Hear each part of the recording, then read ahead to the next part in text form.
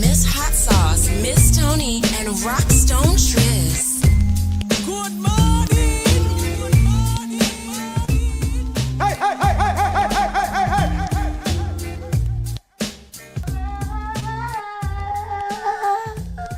Good morning. Good morning, everybody. Good morning, good morning, good morning. How are you guys doing? It has been an interesting start to the new year and an interesting start to the week. And we'll get into all of that during the show today. We have so many things lined up for you guys. Between today is a Super Tuesday. Super Tuesday means that we really deep dive into local politics, and there are some local politics that we need to talk about today. Politics or politics? Yes, politics. Yes. We also have our political commentator Carlos Enriquez will be joining us in studio today, along with Senator Nick Collins of the 1st Suffolk District, I believe it is. So we have everything today is dedicated fully to Boston. Tell a friend to tune in right now because we are going to get into it. The phone lines will be open 617-272-3387. And we're going to talk.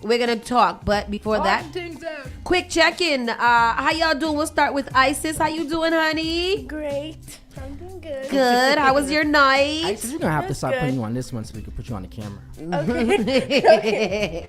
We got to put a face to the voice. Yeah, it's so cute. It is. Did you do anything fun last night? No, I worked. I worked with crazy dancers. That's it. And I slept. Sounds like Good. fun. I liked it. How does it feel to be God's favorite? Not God's favorite. Golly. I had to. I was so tired. Girl, listen. How you doing, Miss Insomnia? I'm just not doing good. You know, I'm toughing it out and making it through the days the best I can. But I did have a good evening. I must say, we had a really good evening. Great last evening. Night. We went to Mayor Wu's inaugural celebration, which took place at the Boston Public Library. I laid in my bed last night. One of the thoughts that I was having was like, that joint cost $100,000 or more.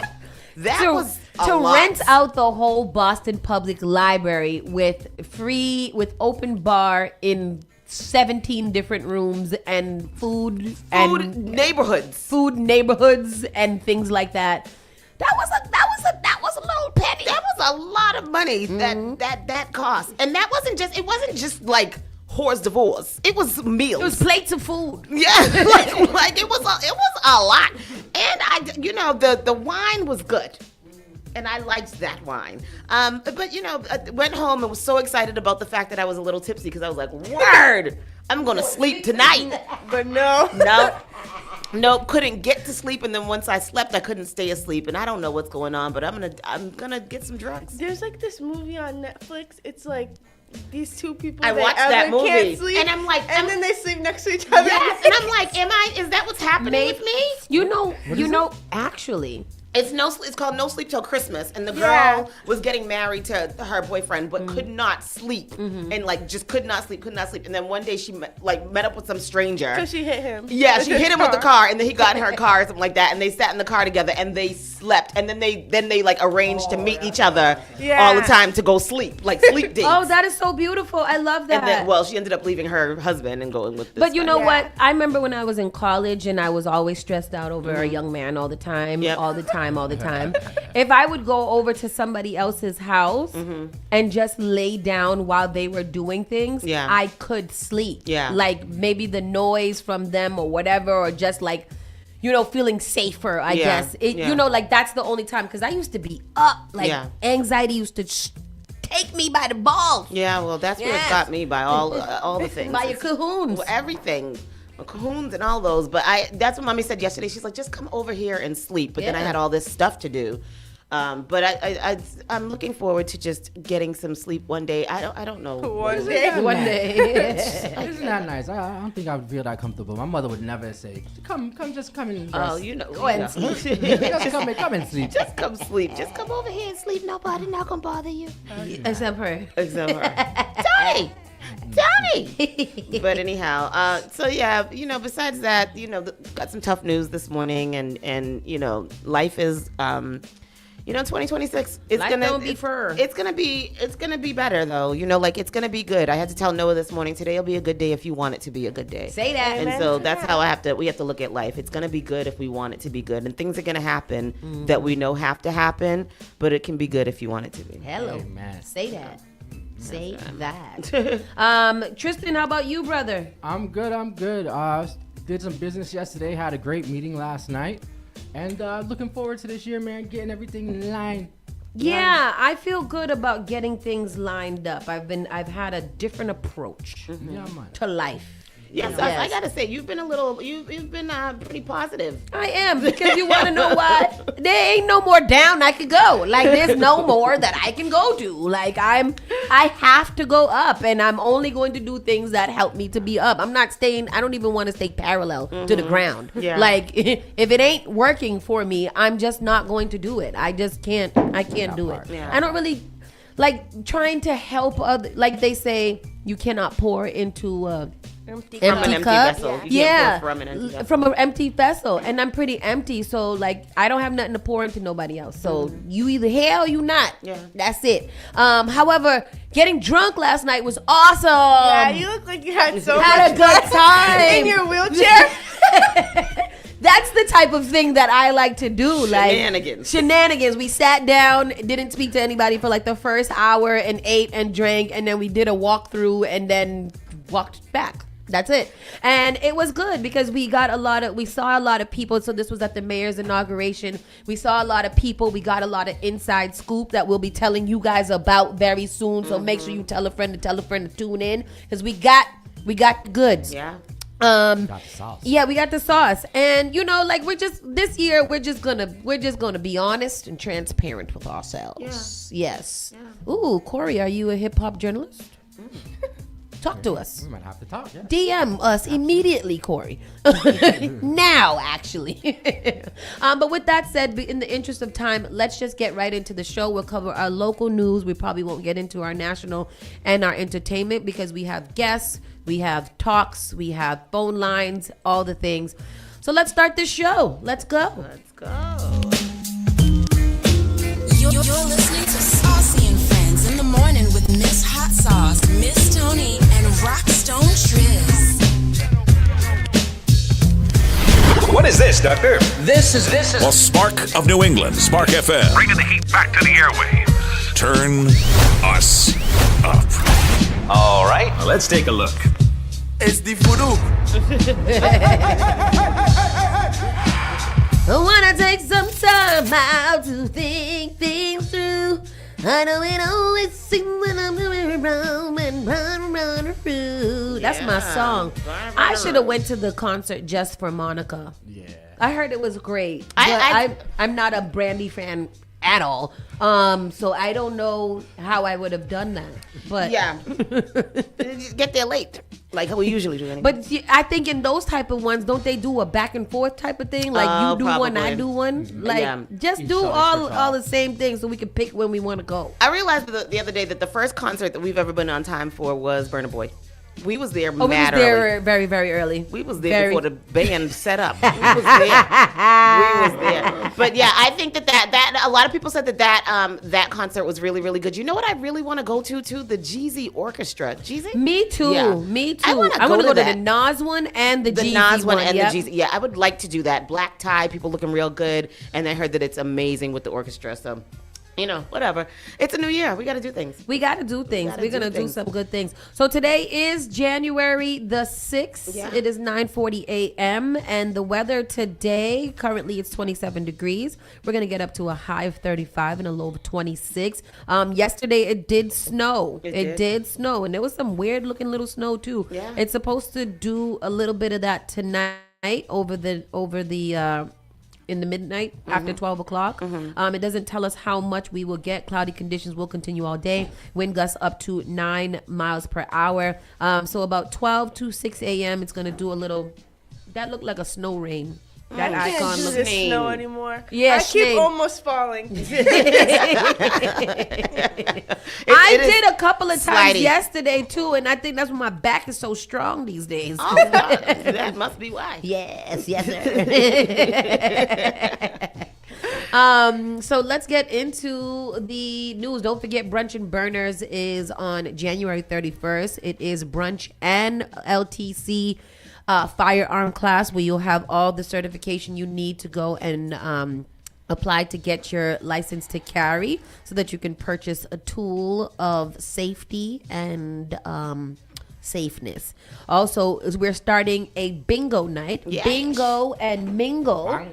Hey! Yeah. Bingo and mingle, and that is going to start next Wednesday, I believe it is. It is a $20 entry. There's going to be all kinds of prizes, cash prizes, regular prizes, food prizes, resource prizes, all kinds of stuff for you guys to come and enjoy. It's only 2 hours, so it doesn't take much. There will be drinks, all kinds of great stuff. So make sure that you guys come through and get it going. What date is that? The 14th? The 14th, Okay. yes, the 14th from 6 to 8. And it's going to just come chill. Adults are always looking for things to do. Yeah. I'm giving y'all something to do. Yeah. So come and do it. And it's a nice, you get to meet people. Reach out, you network a little bit. You can bring your parents. Yeah, bring your parents and just have a good time at the Spark FM. It's nice. Yes, It's sir. nice. Today, like we said, we got a special guest let him sit in the middle, and a special guest in the building. Well, he's not really a guest. Special person in the building. For the first time, we have Senor Carlos Enrique. I mean, boop, boop, boop, because he's all over the place. Oh, You true. just put them in this studio. In this studio. Yeah. In this studio. Yeah. But you've been here before. Yeah, Yes. no, I don't think so. You never been here in here? The reason why I came in today is because Tues won't fix the audio on the camera, on the HD camera. It makes me look real good. Can't let this butters on my face go to waste. I need that glisten HD 1080p. Not your butters. Well, officially, welcome to Spark Well, thank you. FM. welcome. It's good to see you. Happy New Year. You came to my house on my birthday. Yeah, you had to cook out in the Yeah, backyard. you came to my house. I thought it was here. Yeah. Yeah, okay. Well, welcome to Spark FM. We'll give you a tour later. All right. But yeah, so welcome to Spark FM. Carlos Enrique's here for Super Tuesdays. We usually hear him streaming in, but he wanted to come and sit down because Big things are going. with big things are going. Yeah, right on time, too. It's a good day for you. It is. And then later on, we're going to have a special guest, Senator Nick Collins, who's going to be coming in and talking to us. We affectionately know him as the tax man. So we're going to talk about taxes, and a lot of you guys have been complaining and wondering about them things, and we're going to get into it. Get into it. Yes. So, Carlos, we're about to get into the local news, and then like we'll it. switch into politics right after that, although politics is a Local part of news. the local news. It definitely is. I mean, it's a big part of the local news. So, like I said, today is definitely a Super Tuesday. Yes. We got that kind of thing going Did y'all on. go to the party last night? We Okay, did. all right, I'll save it, then I'll ask questions about y'all later. We had a good time. Good time. So let's get into the news. Mayor Wu starts her second term promising bigger, faster, greater delivering. Now that's another matter, and this is according to masslive.com. They the one who said that, not me. So here's the thing. A political inauguration speech essentially exists for two reasons. First, it's the place to brag about all the stuff you did before, salted liberally with high-flown rhetoric. And second, it's your chance to promise big on the new stuff that you're going to do now that the voters, in their wisdom, have returned you to office for another term. And I don't know what happened to the rest of the story. Did you guys hear her speech last night? No, tell us about the speech. I didn't hear it either, but I did watch the commentary after the speech. And you can tell who is completely on the train and whatever. Yeah. But they said that she did really well. She really addressed the people, set out some future plans. She did go after all the things that she has done in the first term and all kinds of things as such. We'll go into this video that Tristan has pulled up right Yes, here, go ahead, and then please. we'll get into it right after that. Did you hear the speech, Carlos? No. I'm really into listening to speeches sometimes because I'm like, just do the work. Yeah. Just do Exactly. the work. Here's the clip. All right, here's a clipiando. There's my friend Culpeppers. Culpepper time. Hi, Mira. Let me see. And the little boys sliding across the floor last night. Gonna spank them. reflects that uniquely Boston blend of science and the arts to serve the public good. Thank you to our hosts at the BSO for sharing this beautiful venue with us, and for opening your doors to all the children of Boston as partners in our Boston Families Days program.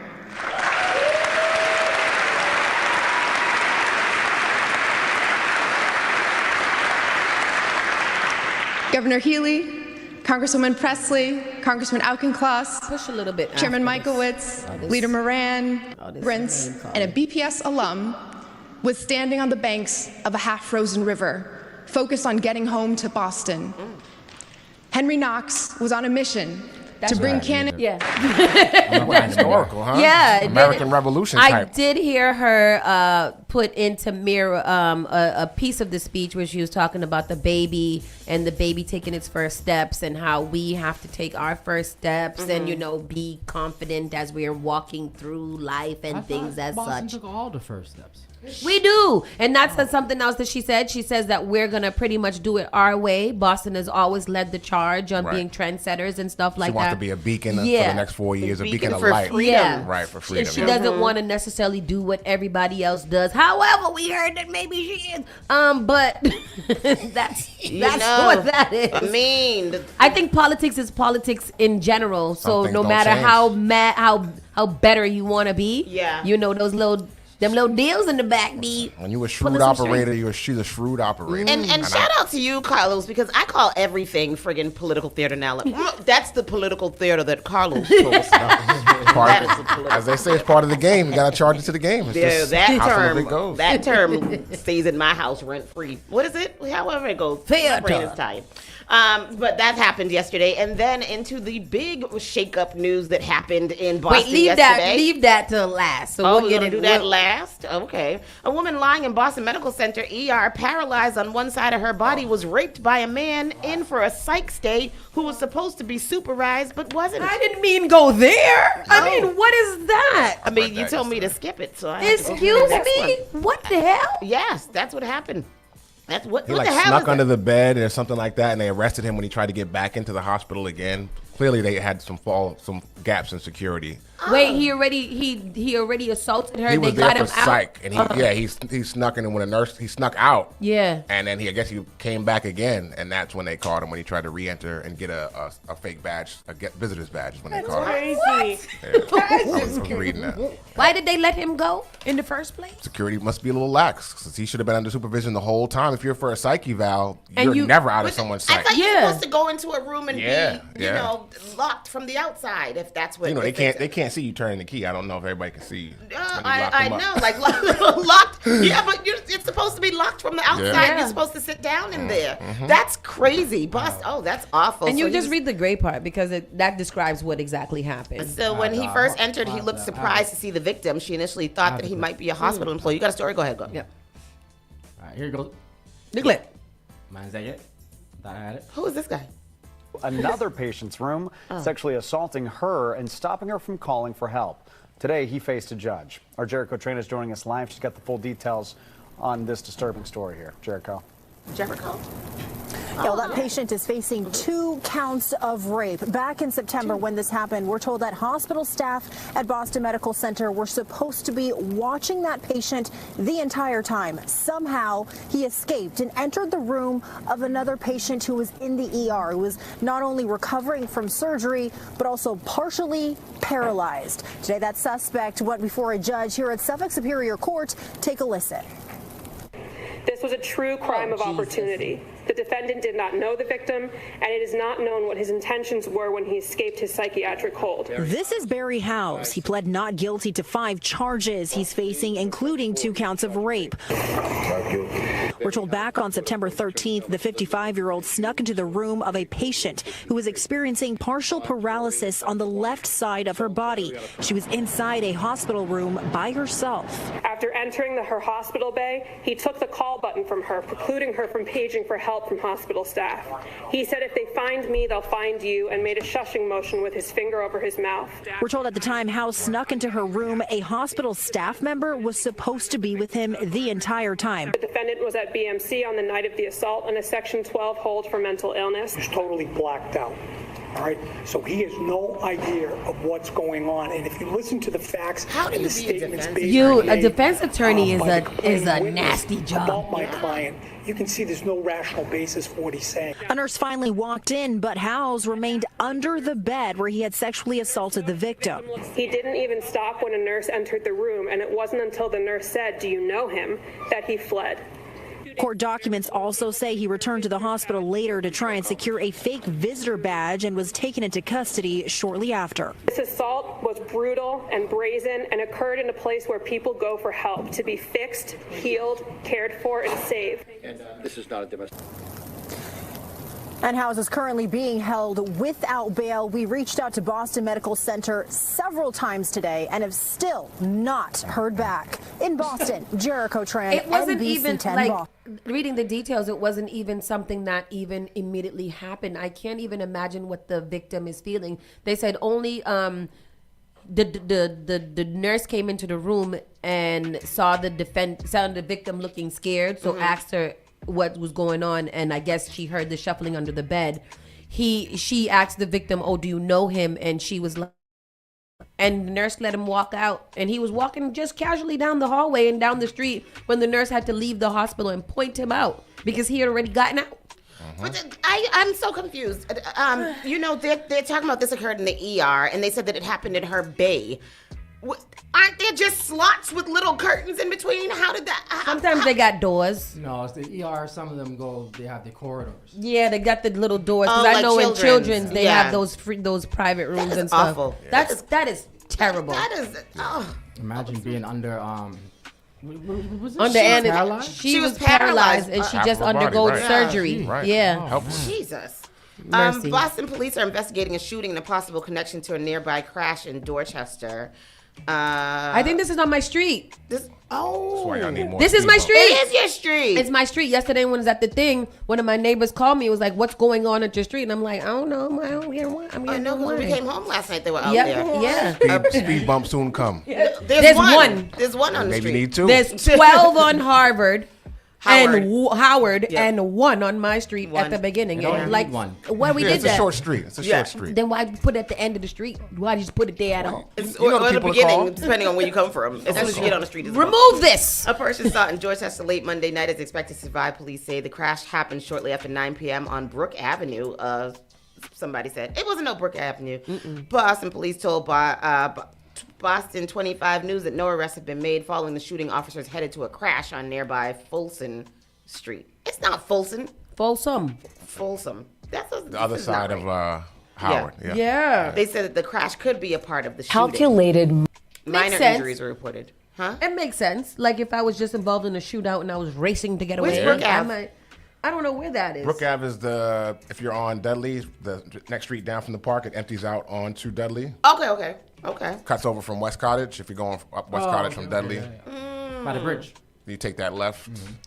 By the bridge? No, further up from the bridge. The other way. You know where the bodega is? Yeah, it's the other You way. take that left on the West Cottage and you go up one block, and Brook runs across West Cottage right there. You must be from the neighborhood. I'm around my way. That's your hood. The man charged with the murder in Commonwealth Ave hit and run is fighting delusions and psychosis. This is the man that ran up on the sidewalk and killed the art dealer. Oh, yeah. And his dog. And his dog. Yeah, so he's fighting delusions and psychosis. That's just an update. I don't really want to get into that. Police probe death of pedestrian in Upham's Corner on New Year's Eve. Happening? Did you hear about this? No, I didn't. Your neighborhood is dangerous.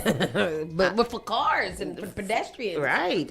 This is from the Dorchester Reporter. Boston police are investigating the death of a man who was apparently struck and killed by a pickup truck in Upham's Corner on the afternoon of Wednesday, December 31st. According to the police report, an adult male victim was found lying on the ground at the corner of Dudley and Belden Streets around 2:35 p.m. on New Year's Eve. Firefighters from Engine 21 were first on the scene and were treating the man with unknown injuries. The victim was rushed to Boston Medical Center and pronounced dead at 3:44 p.m. Homicide detectives were notified and responded to the scene. The suspect vehicle, a 2020 white Chevy pickup, was towed to Boston Police Headquarters. The names of the victims and the driver have been withheld by authorities to date, but the report said both were known to the Commonwealth. Damn. What does that mean? That's Known to interesting. Commonwealth. Here goes some that story. At least he stayed, though. He didn't leave. 12:20 a.m., 33-year-old Nicolosa Ventura Cola left that church crossed Acushnet Avenue, but was hit by an SUV, dying shortly after from her injuries. That's not that it. driver, though, This is in New Bedford. Well, and that's another piece of news right there too, because that's crazy. Yeah. Oh, I have it. Go ahead. We can move on. Speaking of under the bed too, yesterday it's not in here, but there was a guy I think from New Bedford that was stealing snowplows. He had went to some dealership and stole a whole bunch of snowplows with their rigs. Yep. Like I don't even know how he did this without people noticing. You have to have He took the trucks and the plows, or just the blades? Just the blades. Oh, that's smart. So I'm like, how did he do that? But anyhow, Forklift. when they went to go arrest him, he was hiding under his bed. They found him yesterday. It's the safest place in the house. It's the safest place in it, but it's not the best hiding No, space. no. You know, like it's the one space that everybody's guaranteed to look. That's so weird. Maybe that's the thought. Behind the door, in the shower. The closet. Maybe they're thinking they'll never check under the bed because they'll think I wouldn't be too stupid to hide under the bed. Why would I be under the bed? Is that smart or is that stupid? I'm gonna try that on wifey. Look at that. Be under the bed, like Carlos. She'll never why look. are I you know there? she won't look under the bed for me. No, never. Now she will. Oh yeah, she is listening today too. That's the first place she look. You said you wasn't gonna be there. Now you're here. Like under the bed or behind the curtain. Stand up straight. Yeah.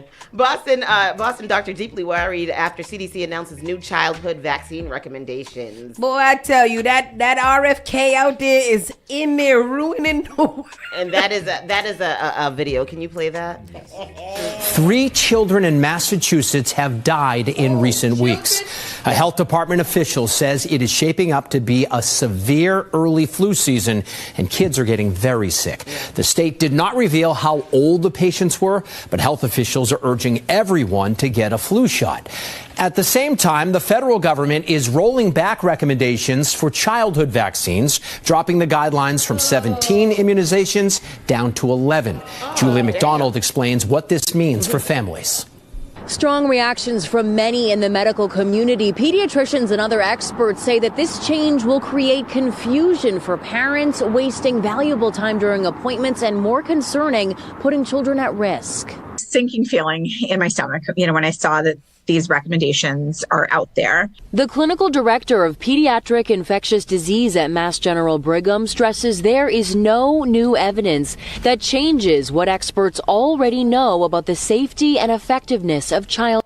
I want y'all to hear what the clinical director of infectious diseases, that is who JFK is saying she don't know what she's doing. I know. I'm not a medical doctor. I don't know about any of this stuff, but I'm going to make medical recommendations on behalf of the entire country. And I think that he is the most dangerous position that Donald Trump has put in. Childhood vaccines. We are focused on the science. We're focused on the evidence. We are focused on what is best for the children of this country. And I am deeply worried. Effective immediately, the U.S. Department of Health and Human Services has dropped recommendations for 6 vaccines for children, including flu, hepatitis, and RSV. The change comes as flu cases surge and against the advice of the American Medical Association and the American Academy of Pediatrics. It's shameful that our government is misdirecting us like this, and I'm concerned for my family's health, but glad that we live here in a place where most people will be following the science. The overhaul comes 1 month after President Trump ordered a review of the childhood vaccine schedule. Public health experts warn it could have devastating impacts, increasing child illness and death from preventable disease. It's putting a lot of diseases back into this bucket of like, hey, we're not going to worry about them as much anymore. We're not going to work as hard in fighting them. And I worry about, what we're going to see. Did they mention which ones that they took away? Yeah, some of the flu, some of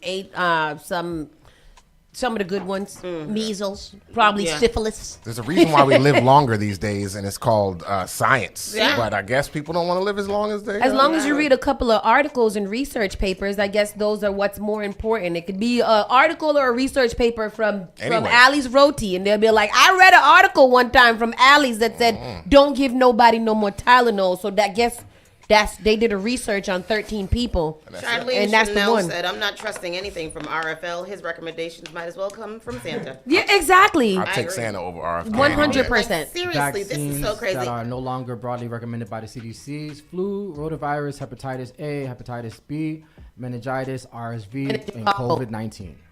Oh, and COVID-19. Well, that's because there's probably a new strain. It's COVID-25 or something. 25. RSV is dangerous because that's the lung one that makes you not be able to breathe. That's the one that hits seniors often, right? Yeah, and babies. Yeah. And babies, these are the ones what was it, a couple years ago, everybody was getting hit with. During COVID, it was RSV, COVID, and the flu. All combination. Yep. But what do Javi says your doctor will still recommend them. Oh, good. Especially here in Massachusetts. I was gonna say, with the flu, I remember I had held off on getting Noah's flu shot, not because I don't believe in whatever, but I just hadn't gone to make the thing, and then I read something that said how like thousands and thousands of children die each year from, and I was like, let's go. Now I'm about to go take Get me in a the car. today at Walgreens. Yeah. But we don't got no more Walgreens, so I guess we can't get There's one Walgreens right there. Oh, I'm going to get one there right there. Go to that Put one. my arm into that little public. Yep, and Lots of Beauty says RSV is high right now, and the flu is really, really bad right now. You had it. I had Yeah. it, and people who are getting it, it lasts about a week. Call and it it's the super flu. completely- Then. Yeah, it's debilitating. Everybody It's at the airport awful. was coughing. I threw my face mask on immediately. Listen, you need a face mask and a balaclava because I had the balaclava. I didn't know you was hip to that. Oh, See, yeah, I keep know one that. in my pocket just in Listen, case. because it ain't cool out there. It ain't safe. It ain't safe. I need to go down. He sure did bring it out, throw it on the counter. And now, not now, but Boston police officer on paid leave after domestic violence charge. I think he strangled somebody like how Stephon Diggs is accused of doing it. Jesus, Lord. People just being strangled left and right. Ricardo Alexander was placed on paid administrative leave after his arrest. A Boston police spokesperson confirmed he pled not guilty in court. Boston police officer is on leave after he was arrested and charged with domestic assault last week. He's charged with strangulation or suffocation and assault and battery on a family or household member, according to the Dedham District Court's records. He pleaded not guilty on December 31st and was released on his own personal recognizance. He is placed on administrative leave after his arrest. Boston Paid administrative leave. Oh, paid administrative, yep. Sergeant Detective John Boyle said he clarified the department was not involved in his arrest.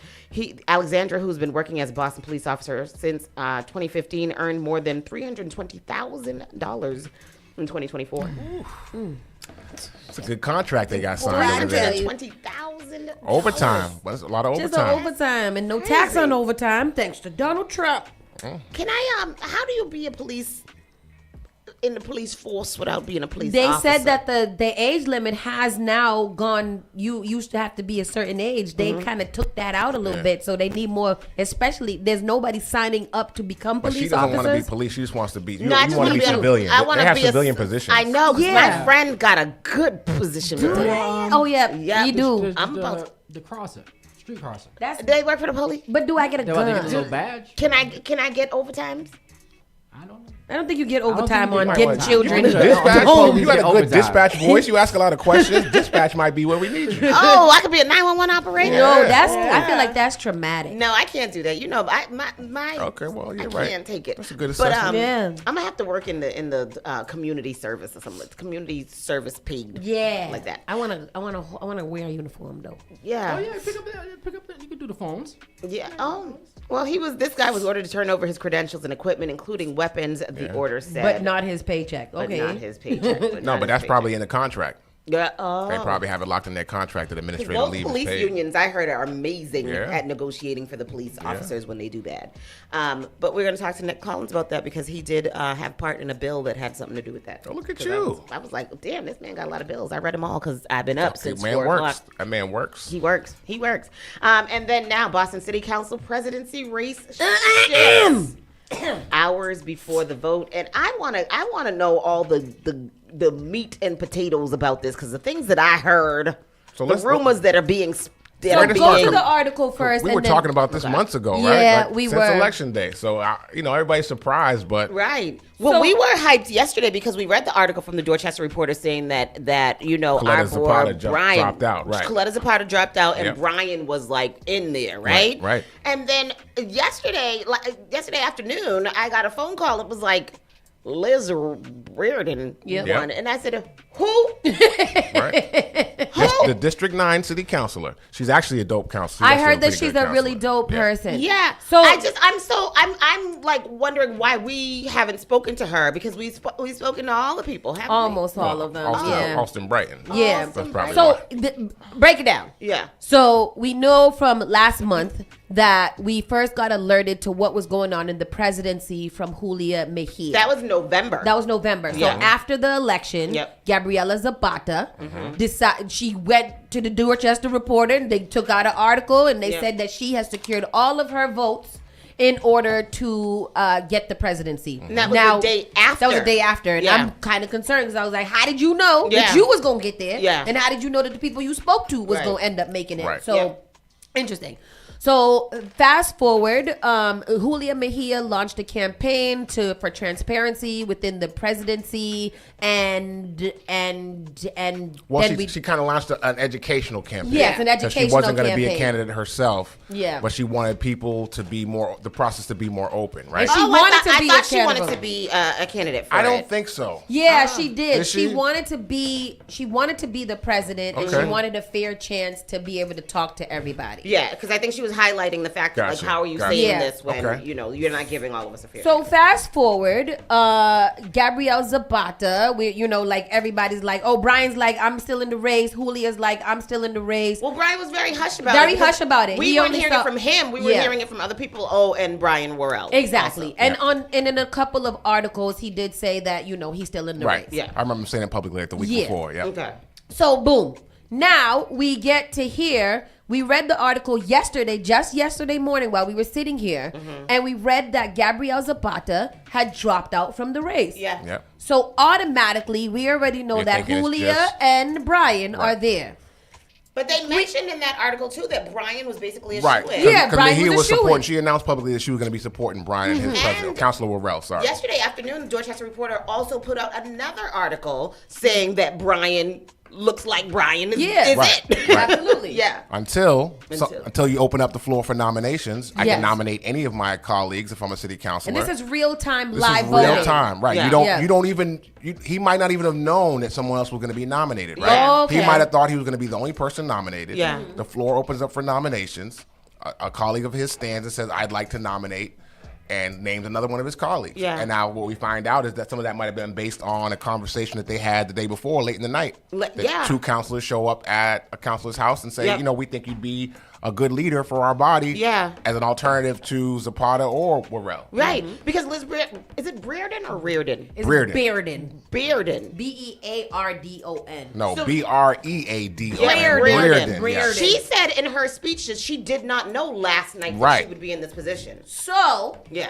that's where we go. So Yeah. from yesterday morning before the inauguration until today, until today, we found out, and I'm gonna give y'all a scoop, and I'm not gonna say we're not gonna rely on our sources. We found Reveal. out that two counselors Yep. ended up going to Liz's house Yeah. on Sunday night Yep. and convincing her to run for the presidency. Yeah. In my opinion, probably at the behest of the mayor. Okay, probably at the behest. And that's your opinion is widespread That's my opinion, a lot my of unofficial people. opinion. A lot of people seem to Share have that same opinion. Yes. Yeah. So, come voting time, everybody's sitting down. At this point, Brian's probably like, I'm in there. Yeah. Right. Everybody, we congratulated him yesterday morning because there was really kind of no other people that was there. Yeah. Right. To find out, I got the call yesterday and they were like, oh yeah, Liz Reardon got the presidency. And I said, oh, what? Yeah. 7-6 vote, and if you look at the 7-6 voting line, it really breaks along Wu loyalists, Yeah. and those that are not always with the And you know, mayor. and that's the thing, because I feel like that. I don't know if I've ever paid attention to a city council president race before. Glad but he got you now. Yeah, but the way that they and this is who voted for her and Yeah. put it out there, and it was like, oh my god. Do you have that list? It's a roll call. I mean, so she had Louisiane, she had Zapata, Santana. she had Santana, Pepin. she had Pepin. Yep. She had herself, obviously, Brearden. Who am I missing? That's 5. She needs 2 more. I don't know. Ooh, my memory's not as good as who sits on the body. Who sits on the? Weber. Weber, that's right. And we need And one more. something with Z. Coletta Zapata. I thought I counted her. Oh, did you? But maybe. I don't think you counted her. Maybe not. I don't maybe think not. you counted So So then on the other hand, we have Julia, Flynn, Murphy, Yep. Culpepper. Culpepper time. Culpepper time. Worrell himself. Worrell himself. That's it. That's 6. That's 6. And then Ruth Z being the tiebreaker. Yeah. I guess. And she voted with. And she voted with Liz Brereton. Yeah. The problem here is. Oh, you said Sharon Durkin? Oh, Durkin. Durkin. Yeah.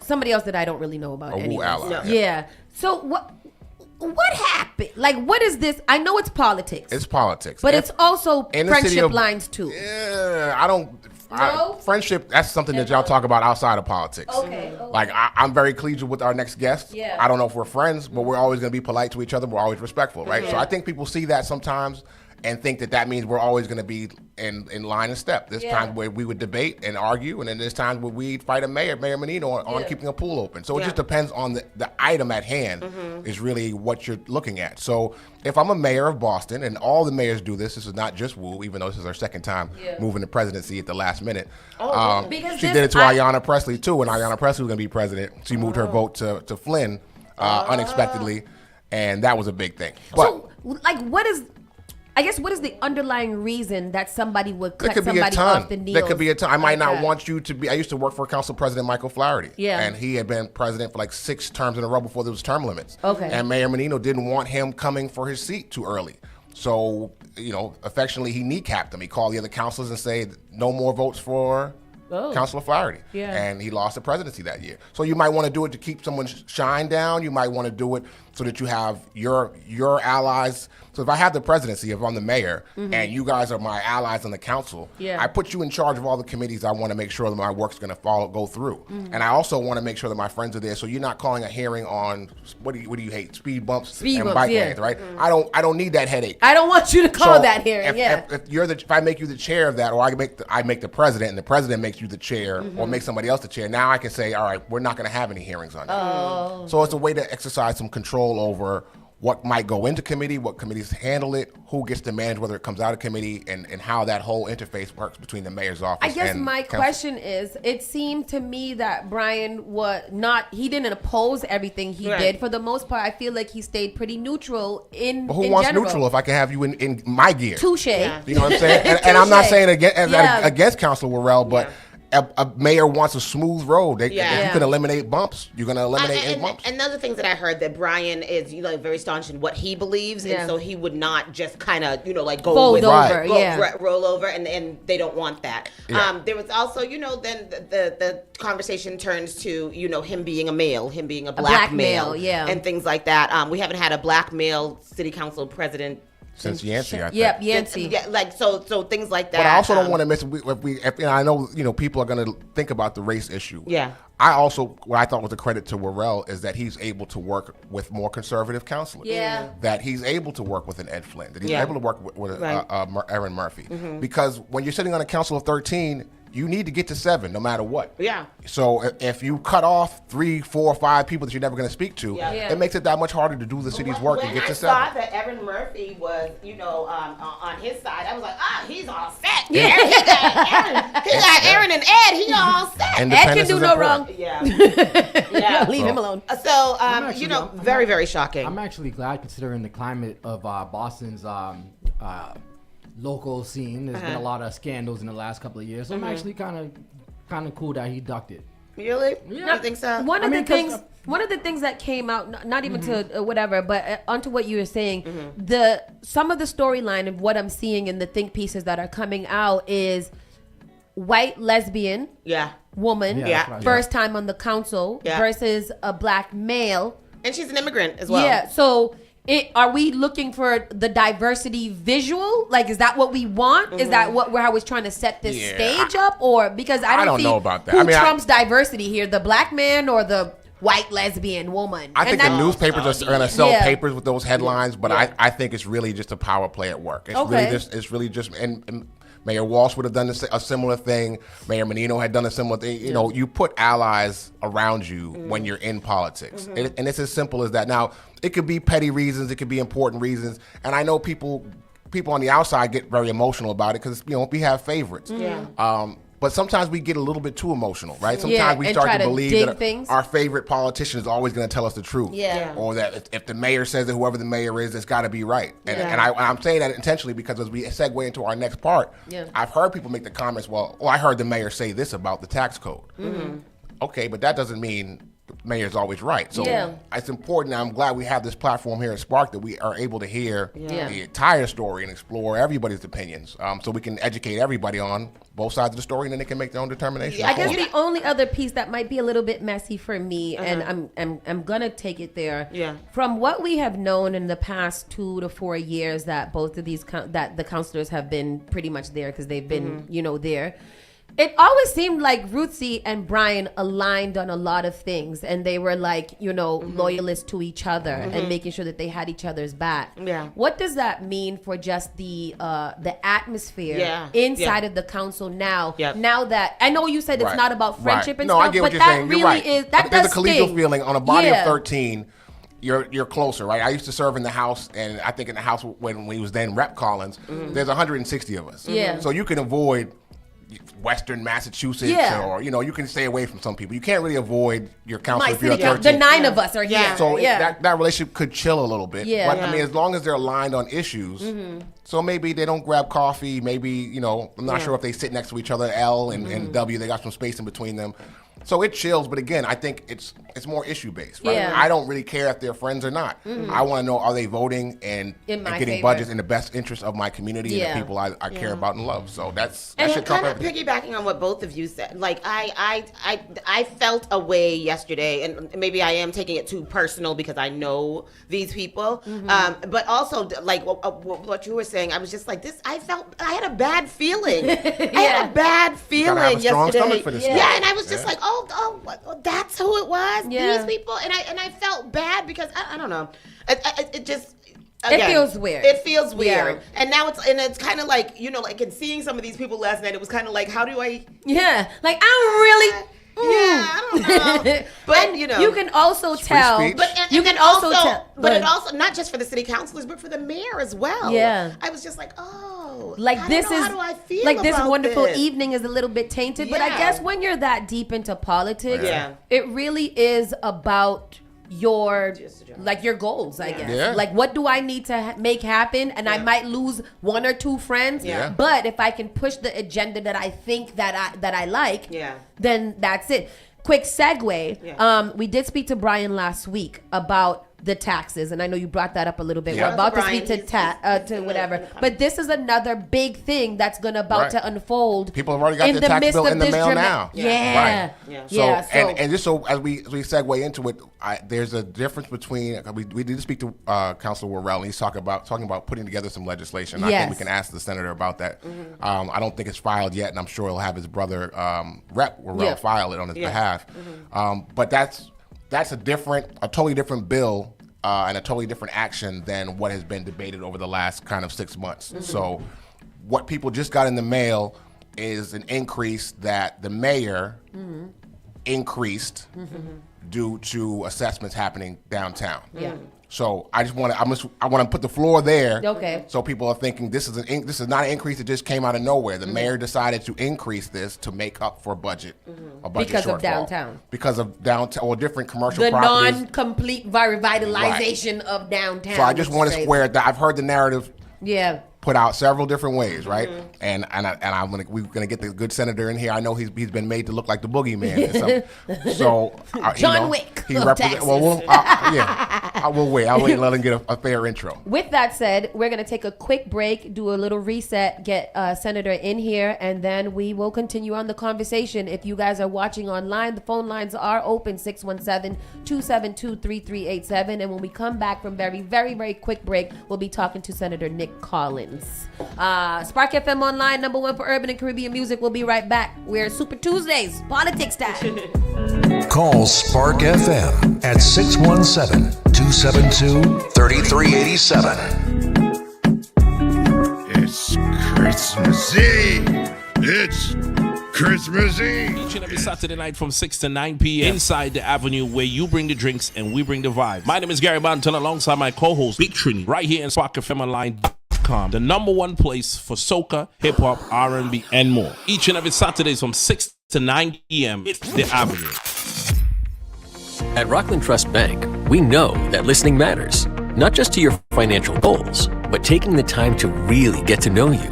Whether you're building a family or a business, investing in a new home or a college tuition, planning your finances for the next 30 days or the next 30 years, our experienced bankers will listen, not just to provide advice and resources, but to foster a relationship that truly matters. Rockland Trust Bank, where each relationship matters. Member FDIC. MLK Weekend, we outside and we turning the vibes all the way up. And when I say all the way up, Boston, get ready for Sunday, January 18th. We get ready for Fetology, the golden era. We talking real Caribbean vibes from the 90s to the 2000s. The golden era of rhythm, anthem, wine, and pure bashments. It's a birthday celebration for Gary Banton and Big Trini. Oh gosh. And we're taking over Sorrel and Lime, 986 Blue Hill Avenue. It's Fetology, Chapter 1. Music by the big selectors, Clarity House Crew. Clarity House, a veteran from 19 how long? DJ Legend. Me press trigger, me no press people button. Diamond Dale and the Sunning Family, Everybody and more. take a jump, take a jump, take a jump up now. Back-to-back juggling, no long talking, and straight vibes. That's Fetology. Get your early bird tickets right now on Eventbrite.com. MLK Weekend. No work, no school, all fets. Sunday, January 18th. Tag your crew and touchdown early. Boston, Larry Fets. Advertise your business, brand, or music on Spark FM. Contact us at sparkfmonline.com for more information.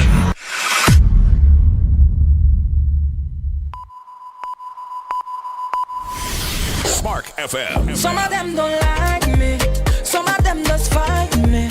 All of them could rock so. Spark FM. One girl every day, one girl every day.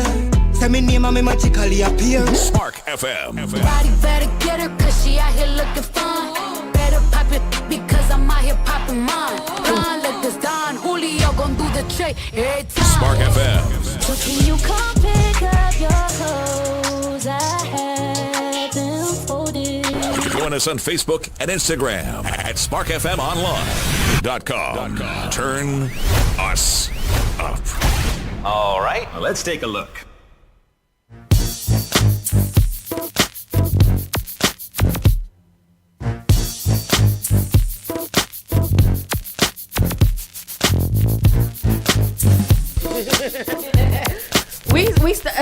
Welcome back, Spark FM Online, #1 for urban and Caribbean music. We are back. It is a Super Tuesdays where we get very, very, very deep into civic engagement, local politics, and everything that has to do with your life. If you don't politics will politics you.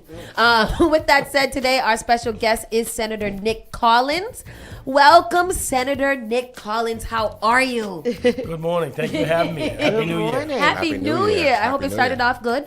Absolutely. Today, the Feast of the Epiphany. Yeah. Okay. Right? Yep. So I'm catching that a little bit. I was telling Noah and I Little were Christmas. studying yesterday how to that we have to take down the Christmas tree today. It's the end of the Christmas season today. Yeah. Oh. Yeah. Interesting. I didn't catch this till I was listening to Christmas Mass. Mm-hmm. So the reason Joseph and Mary had to make their way back from Nazareth to Bethlehem is because Caesar Augustus decided to have a census. Why?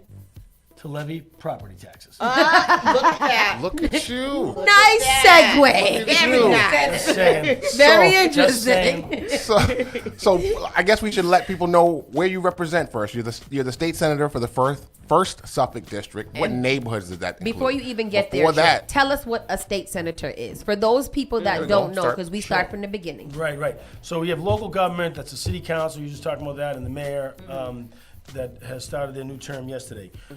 On an even year, we start, on an odd year, we start our terms, we're in line with the Congress. So the state legislature, which is main building is the State House on Beacon Hill. There's 40 members of the Senate, 160 members of the House, and we represent all the people in Massachusetts that govern state laws and state budgets. Okay, and you would be the equivalent of like a Liz? Yeah, he started. Okay, all right. He started as a rep also. Okay. All right. Gotcha. So now we know where send we're it to at. the upper house. Yeah, they call it the upper chamber. upper chamber. I'm not so sure I say that. Who's but your yeah. counterpart? Because there's two of you. Well, actually, no, that's a good point. Yeah. So where there were 2 in the United States Senate representing Massachusetts, Yeah. there are 40 senators representing 160,000 people each. Oh, So okay. in Boston, there's several of us. Senator Liz Miranda's one, Senator Lydia Edwards, Senator Michael Rush, and there's some others in Boston. All right. Domenico, yeah. Yeah, so So now everybody should know where we lie in the in org chart. Right. Yeah. In the first Suffolk district includes Dorchester, a little piece of Mattapan just Okay. past Lower Mills, and the south end, a little bit of Roxbury, kind it of here? in and around St. Patrick's, just up. Yeah. Okay. I am at the Fairmont line. Okay. Kinda is Yep. sort of the dividing line. And South End, Chinatown, and the Harbor Islands. Oh, that's a good chunk of Good chunk. Yeah. So if you're on the Dorchester side of the Fairmont line, you're in Senator Nick Collins' district. If you're on the right side of it, you're in State Senator Liz Miranda's district. As it runs up Blue Hill Avenue, kind of that was it Columbia Yes, Road. right here. Yeah, more like Columbia And Road. they say that your district is majority minority. Yes, it's combination majority minority, and it's one of the I think we have about 5 or 6 in the Senate. Okay. Okay. All right. So we got the basics down. You are the tax guy. I consider myself the math guy. The math Okay. guy. The math guy. I like that. I like it. And we started this segment. We ended the last one just kind of drawing the foundational line in the sand that these taxes of the 13% have increased due to budgetary deficiencies, and now we've had to increase our residential taxes. What are the two positions, Carlos? Can you break down what the two? Well, from how I'll kind of recap the narrative that we've heard, Yeah. right? So the narrative was that because our vacancies were rising in commercial properties downtown and other places, that to make up this shortfall in the budget, and the shortfall in the budget is a nice way of saying we're spending more than we're taking in, that we need to that the city needs to increase taxes. So I believe the city is bound by a 2.5%, Proposition 2.5, that the mayor can't push more than that without vote of the people. A vote of the people, exactly. So she filed a bill, I believe, with the House. Twice, to right? create relief. Okay. Well, the bill goes to the House, and then if it passes the House, it goes to the Senate. Yeah. And as the narrative has been told in many places in our neighborhood, is that everything was going smooth and that this bill would have saved everybody from this increase, but State Senator Nick Collins killed it. Yes. Now, I worked in the House, served in the House. That's not how, it's usually not that simple. It's never that linear a process. Bills come in, they never stay the same when they come in. They change, people amend them, they change them, they figure out how it's gonna affect everybody, all the different constituents.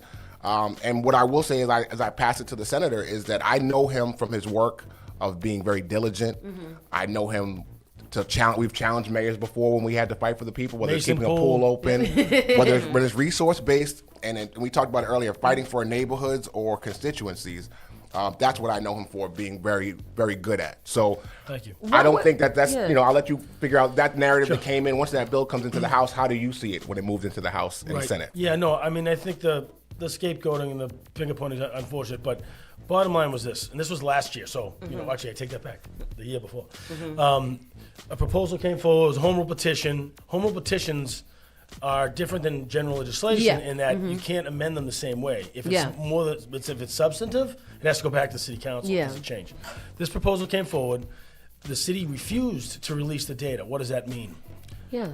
What is the value? How do they value your home? Yes. Which is a big part of your tax bill.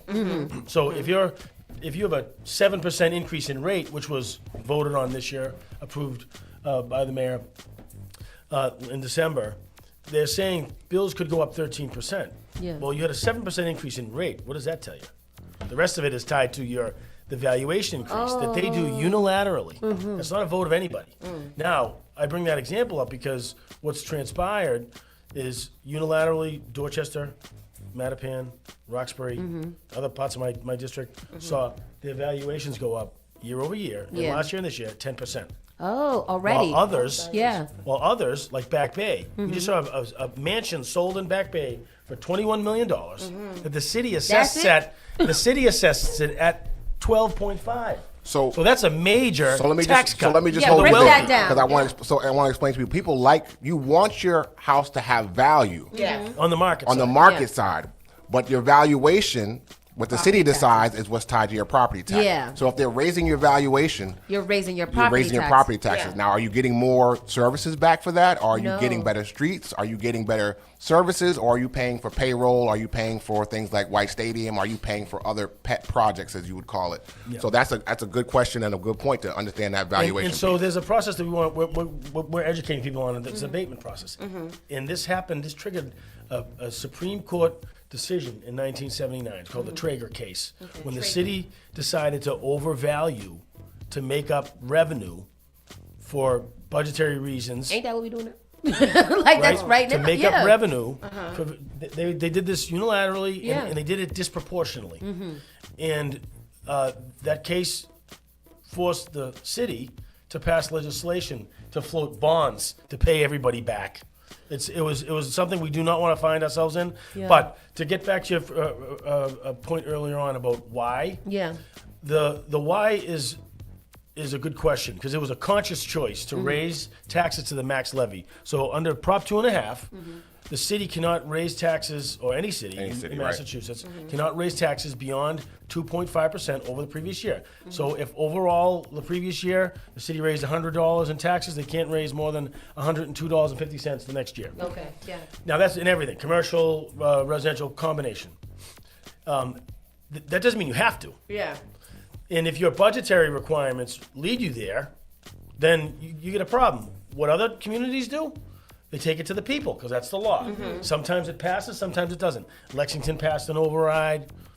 It failed in Dedham and Norwood. And they usually put forth specific things. We're building a new school. We're building a firehouse. And so there's a reason that exists. So you're not finding yourself in this situation where we're spending beyond what we're bringing in, forcing tax increases, which we talked about the 250th anniversary. The founding is about tax increases, and so I think the important thing to note is we don't have necessarily this year in the succeeding years, which is why this proposal was short term, a revenue problem. Why? We have $552 million in the city of Boston surplus fund. Why are they raising taxes on residents if we have $552 million in surplus funds? Now the pushback will be, oh, that gives us a AAA high bond rating in the city and keeps our credit good. What's a bond rating? The bond rating is your credit score. Okay. Is a government credit score. Yeah. So you can float bonds in the market. People will invest because they know it's a safe place to keep your money for a few years. It's a business. But to Carlos's point, up to a certain point, Moody's, the rating agency, said a couple things. One, you don't want to stockpile surplus funds because you end up putting pressure on your consumers. Yes. Your residents, because you're raising to the max levy, stockpiling it over here. You're getting interest off of them. And they're cash strapped. While you have basically they could keep a little bit less than $200 million in the surplus account and still have that bond rating. And still protect that. And so that's good. Which is why the city last year. Now I supported it. I supported them doing it. This was an act by the city council and the mayor to draw $110 million for new affordable housing projects for future residents. Yeah. For projects that haven't been built yet. Future residents. But the residents we believe we should get relief. And so we do have agreement in some places with the legislation. I wanted to get to that because we put forth proposals. One is taxing on residents, and the other proposal would be taxing on commercials. No, so there's no proposal that we have to tax residents. Okay. The city pursued increasing taxes on residents. Okay. The mayor. And they're suggesting it's to bring in revenue that's needed. There's no requirement to get to that 2.5% max levy. There is none. And if you have those resources stockpiled in your surplus account, you should be leveraging that. And that's another thing that Moody's and other sort of taxpayer advocates suggested. City decided not to do that. They say, well, we haven't in recent memory we haven't ever not gone to the max. So why would we not go to the max? Well, because everybody's kind of being squeezed right now. Yes. So the proposal was this. The proposal was to suspend state law. Right now we're at the maximum of how much we can charge commercial properties. Yeah. The commercial property tax rate, including the retail business downstairs, is 2 times the rate of residential. Yeah. So the residential, the small business community was not immune here. Yeah. So that's where we heard it. Hello, this is where thank I you. was here with Main you Streets, for that. Main Yeah. Streets is going to get croaked by this Yeah. bill. Absolutely croaked. So much so, and they knew it. They put a section that said, if we croak you, this is not the same Yeah. language. If we croak you, we'll put a side grant program that you can chase. And while you're bleeding out, we may call the EMTs. Hello. It's like that's not a plan. And this is part of the narrative that I don't think enough people heard. Because I'm just going to say it on behalf of the people that talk about these narratives. People made it seem as though kind of you were the shill for the business community, and I think people are thinking like big business. Yeah. They're not thinking of we're sitting in Mattapan, and it's the person Blue Hill downstairs that Ave runs with the small business, Yeah. right? Yeah. It's your liquor store. It's where you get your hair and beauty It's products. your Spark FM Right. because Who do we're they have getting to pass squeezed. that bill on to? Yeah. The consumers who are getting squeezed. Exactly. So- It's like Or the not renter like from the Pelicans are homeowner. dropping off Quick this- pause there. One thing, and I'm going to throw this in here. When Brian was sitting here, he was talking about the declassification Yes. of the different levels of residential and commercial, Yeah. which I think in order for us to figure out what's going to happen, we do have to separate, the one resident owner from the 15 unit resident owner because they might kind of classify as something Great point. different. And I think Council Worrell's got a really novel proposal there, and it hits to what they call vertical inequity of the city's valuations. All right. Because if you're having mansions on Back Bay, Yeah. essentially paying 1% of their value on property taxes, while single-family homes in Mattapan and Dorchester are paying way more than that proportionally. Yeah. That's unfair. It's unfair. And you're hitting more people there, and more people there've been meetings in Back Bay saying, "Why are we so undervalued here?" Yeah. I don't know why we're paying such a low property burden. Property tax What a good problem to burden. So have. I mean, they're like, this is even confusing to them. So so her bill hitting the wall in the Senate is more about one, it being and I'm phrasing this as a statement as a question though. One is the home rule petition. It doesn't allow other senators to amend it as possibly needed. And two, you guys, some of you weren't the only vote against it, wasn't it? There's no support for this. Yeah, There's very little- everybody says he there's was no- the lone there- vote. There's no support to. I know to, you. to I pass think it in the Senate. Brownsburger. Maybe right. a few people would think it. I think there was pressure from people because in the second go around, I will say, or the third go around, they finally put in some benefits that were significant, which we're going to include in our Senate proposal. Yeah. That was going to be my next Including question. the rebates that I filed in January. The city ended up putting that in the home rule petition. They filed this thing late, so it really was not taking it seriously. The commercial piece that we have a significant concern, particularly about small businesses. Yeah. Because they're not losing value. Yeah. The buildings are not vacant. Clearly, this is a good example. Yeah. Upstairs is not vacant, or they're a one-story like Sweet Life and restaurants on Dorchester Exactly, Avenue. yeah. Like they're gonna get the dramatic increases if that were to pass without real relief. And so, unnecessarily, because we have $552 million in the surplus account That we're not using. that we're stockpiling, Yeah. according to Moody's, that they're gaining interest on the taxpayers' true, behalf. yeah. And it's not like they give That money rolls, They right. don't give you the interest, Right. So there's a solution that's a win-win, not a lose-win. Yeah. Because the people who are going into your small business or who run the small business would be feeling the pain, passing it on to the same people you think you're giving a break to. When here's the rub. Same thing for homeowners There passing was it to renters. Yeah. Right. By the way, there was no tax cut coming. Yeah. Just we're clear, it was buried under the headline. But the city committed to raising, the mayor committed to raising taxes, property taxes, 9 to 10%, regardless. Even if it passed, Yeah. that's not a tax cut for anybody. So, but I think it's really important as we're heading towards the end of the month, and in this bill, we're going to try to also extend out the date where people can file abatements. Yeah. Because people should not be paying on outrageous increases that they're not benefiting from. And just to clarify, what is an abatement? Thank you. Yeah. An abatement is an appeal on the valuation of your home that the city has suggested, or not suggested, determined is the value, even though there's no justification. People hadn't put a dime into their house; it went up 10%. Right. No one's come to inspect it. No one's looked at your leaks roof. everywhere, Right. and I got my house went up dramatically. Right. Yeah. So let's dissect some of these questions because the questions are rolling in pretty heavy, and I know that we're pressed for time. So Shardlene says, or in case blah, blah, blah, blah, blah. A lot of people don't know there's a real way to get your property tax down to $0 forever. I'm not sure what that means, but Javi said bond rating is fine, but city states can't deficit spend. Yeah. What does that mean?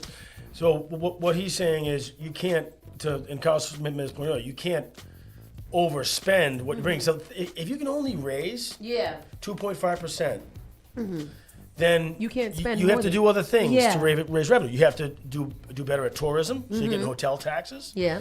You have to write more tickets. More state aid, which we have been delivering. This is the most significant thing we did. And it started when Carl and I were in the House, was the reform of how we fund public education. The city of Boston seeing a dramatic increase in state funding for public education. So the state assistance has increased, but new growth, and not new growth where it's going to cripple neighborhoods, but areas that are maybe in older industrial areas.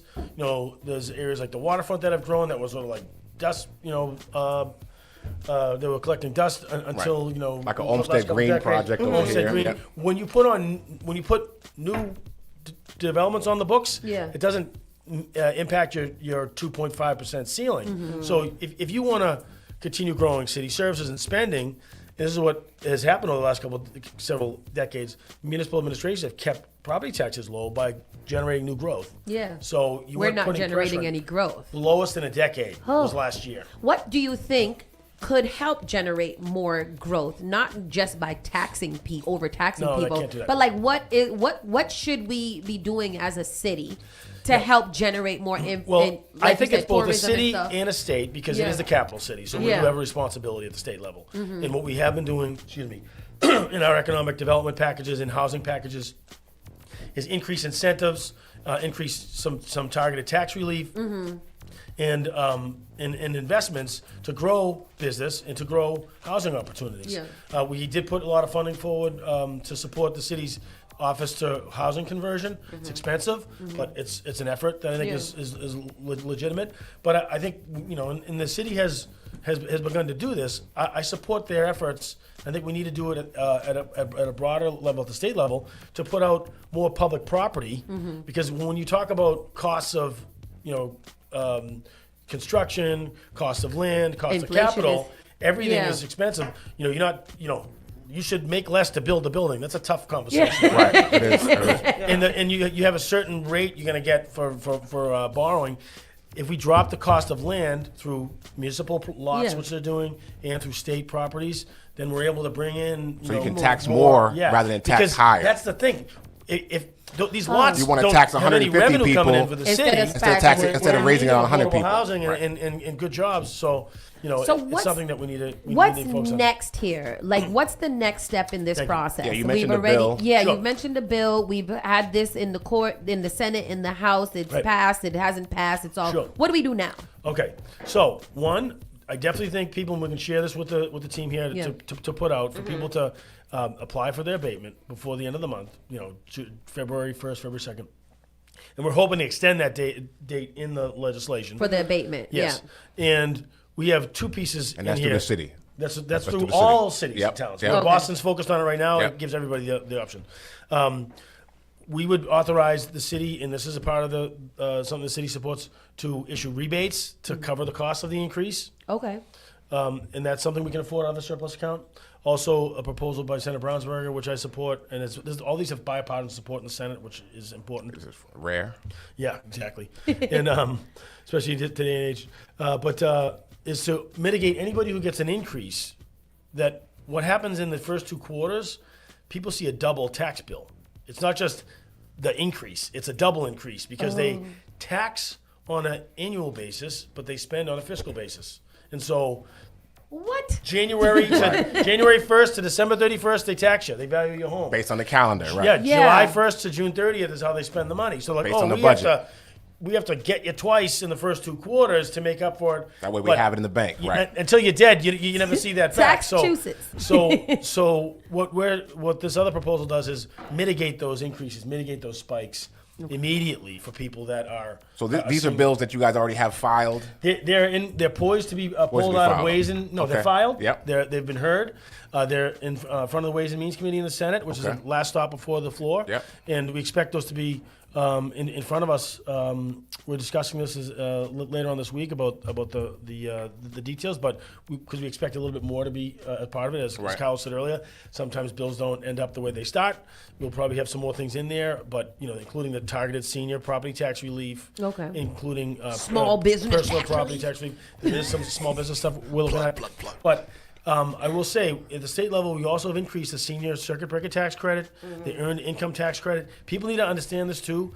Even getting rid of that. Even if you do not, even if you do not owe a burden to the state, you have to file these taxes. ABCD will help you. Yeah. You have great tax preparation services, and these are benefits. You can get a rebate check in the mail, even if you don't own a tax burden. And these are thousands of dollars that people should not leave on the table. You have till April to do that, April 15th, but I think it's something people should really be taking advantage of, because when we talk to the Department of Revenue at the state level, not as many people are taking advantage of it that are eligible. Yeah.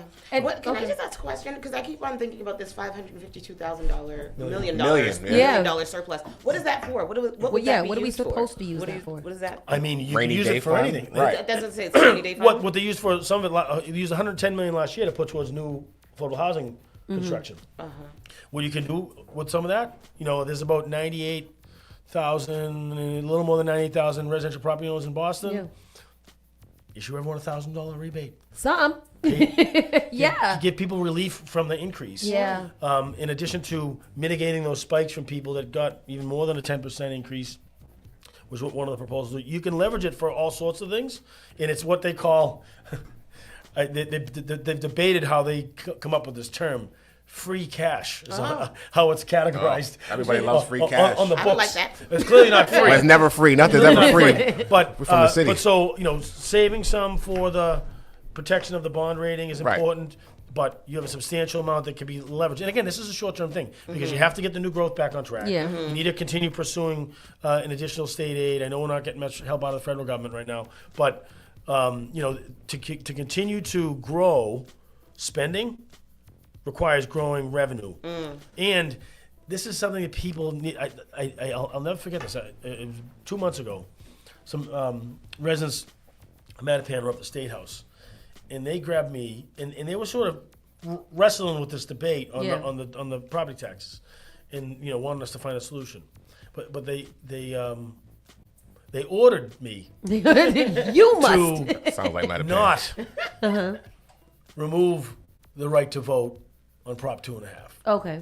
And that's something that the mayor and other mayors across the state want to do. They want to get rid of Prop 2.5 because they think it restricts their ability to raise revenue. And they become Because this kings would and be queens. go to the So it's an end, community it's an people. end around that, and that debate's going to come up. I know we're going to be hearing from people. My commitment is to protect people's right to vote. And there's a quick note here. It says if cannabis tax revenue wasn't stolen away from the disproportionately harmed neighborhoods, then families in ADI neighborhoods wouldn't have to worry about property tax increase. Is how factual Right now is it? they're going to they're getting awarded to programs. Yeah, no. So there's a couple challenges with that. First of all, I think that the tax revenue, that debate when it came up, I was concerned with how much revenue people were debating. Both state and local government should be assessing on that, particularly as it's in its startup phase. But we did work hard, and I was the author of this legislation. Actually, it came out of ideas in the community around the Social Equity Trust Fund. Yeah. But again, good lesson there. Like this proposal to have a grant program. Yeah. When you're chasing resources in the aftermath, Yeah. when people need it in real time, if you leave them alone, Yeah. instead of taking revenue away and then giving it back, especially in that period of time when we're in that startup phase, people can struggle. destabilize them, Yeah. And so there's a lot of good lessons there. We get a major reform coming for the Cannabis Control Commission because of the issues that have developed. It needs to maintain its independence, but yeah, there's some issues there, so the point is well taken. And I'm glad about that. There's some other things coming in. Shout out to everybody who has logged into this conversation. People were waiting for this People were conversation. I waiting. told you. And thank you I'll for be back. Yeah, thank you, and definitely be back. Thank you for taking the time to kind of continue the conversation. So far we've heard from all sides. We've heard from Wu, we've heard from you, we've heard from Brian, we've heard from everybody. And I think that there is some relief there. There's some common ground. There's some common ground there. And so is that on the table? Are we meeting in these rooms and we having that conversation about, okay, this is where we align, this is where we have to fight through? When or you is say that when you say we, are you picturing like him, Brownsburger, Councilor Worrell, and the mayor? You want me to answer that one for you? We've been in the same room. For laymen, for people who don't know right? and for outside. I held my breath for that answer. It seems to us that, if we're not having these conversations at a table, then how are we getting through them? Without our ability to work together, we wouldn't have passed affordable housing plan at Upton's Corner Library. Yeah. That was a home rule petition. That was significant. We had to suspend multiple state laws to get that to happen. Yeah. We passed a major liquor license bill last year that included huge benefits for the communities that I serve, but all across the city, particularly those that have been underserved. Yeah. And that was a collaborative effort. So we can get there. I think we will. We have to. Yeah. And I think it's on us, and we're going to be taking action in the Senate very soon. And when that product comes out, I think people are going to see, I don't get to agree with my wife 80% of the time. If we're getting 80% agreement, then I think it's something that we can be able to move forward. We don't have to be friends. We just got to respect each other. And we can move forward. And I think there's a role for community to play as well. Like we said, there will be a product that comes out of that committee that we can all read and look at. And you can call your state rep and your state senator and ask them to explain it to you in layman's terms. You can tune into Spark FM and learn about it so that you can say, oh, what I heard, I can see it now. I believe it. I understand how it works, and I'm supporting it. And then you can decide who to lobby. Maybe you need to call your state senator. Maybe you need to call the mayor's office. Maybe you need to call a city councilor. So they all work together, and that's why I said before when we started, before the senator walked in, is we don't have to be friends. But we have to be respectful. Well, we can be. We can be. We can. And we have to be, but we have to be rooted in serving people. And that's it. The people that are mission's good. got to align like that. I think it will. Again, I think we got 80% agreement on the policy, and that should be that. What was the phrase? Don't let the perfect be the enemy of the good. Yes, I like that. I like that because a lot of people do wait for the perfect, and I know that everybody, regardless of what passes, everybody's not going to always be happy regardless of anything. But I think getting to that common ground and making sure that 80% or even 90% agreeable, might work out for all of us. I hate that you put on your Donald Trump voice. Agreeable.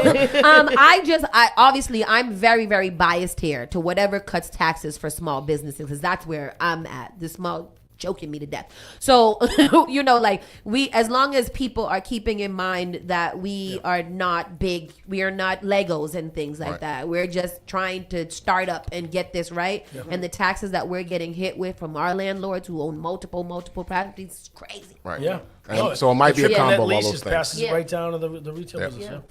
With that said, we are going to slide to the side because we've been here for a while and this conversation will continue. Senator has agreed or has promised to come back at least once a quarter, because that's how we're trying to make sure that we get you guys circulating in the conversation never leaves, from the people that, And I'll be happy to come back, especially in the aftermath of action, so we can update people. Yes, absolutely. As soon as this passes or as soon as whatever happens, we want you back to kind of explain it to the people and let them know what's going on. But again, thank you so much for taking the time to come in Thank here. you. It's an honor to be here. With that said, thank you for our gifts. Yes, we got gifts, everybody. Happy 250th anniversary. Yes. Fort Hill, Roxbury Heritage Park, Dorchester Heights. Yeah, you need this scarf season too. It's right on time.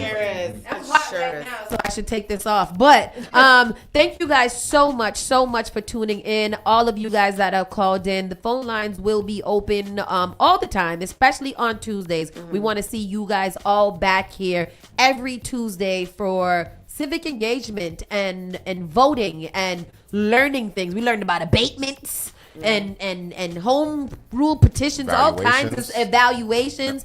So we'll continue this throughout the year. Spark FM Online, #1 for Urban and Caribbean. On to check in as well. Yes, Brian was there. I saw a lot of different local politicians and leaders checking in today. So thank you guys for listening, and we'll see you guys bright and early tomorrow, Wednesday, for some more talk and community. Yes.